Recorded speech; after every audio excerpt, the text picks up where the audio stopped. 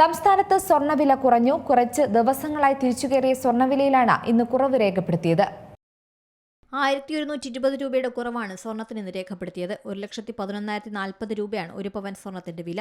ഗ്രാമിന് 140 രൂപയാണ് കുറഞ്ഞത്. 13,880 രൂപയാണ് ഒരു ഗ്രാം സ്വർണ്ണത്തിന്. പശ്ചിമേഷ്യൻ സംഘർഷത്തെ തുടർന്ന് ആഗോള വിപണിയിലുണ്ടായ അനിശ്ചിതത്വം സ്വർണ്ണവിലയെ സ്വാധീനിക്കുന്നുണ്ട്. അസംസ്കൃത എണ്ണവില കുറഞ്ഞതാണ് കഴിഞ്ഞ ദിവസങ്ങൾ സ്വർണ്ണവില തിരിച്ചുകയറാൻ കാരണമായത്.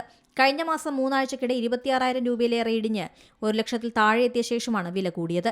ജനുവരി 29-ന് രേഖപ്പെടുത്തിയ 1,31,160 രൂപയാണ് സ്വർണ്ണവിലയിലെ റെക്കോർഡ്. ഡിസംബർ 23-നാണ് പവൻ വില ആദ്യമായി 1,00,000 കടന്നത്.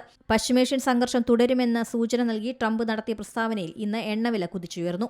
5% വർധനയാണ് രേഖപ്പെടുത്തിയത്. നിലവിൽ ഇന്ത്യ മുഖ്യമായി ആശ്രയിക്കുന്ന ബ്രെന്റ് ക്രൂഡിന്റെ വില ബാരൽ $106.3 വർദ്ധിച്ചു. ഇതാണ് സ്വർണ്ണവില കുറയാൻ കാരണം. News desk Zee Malayalam news.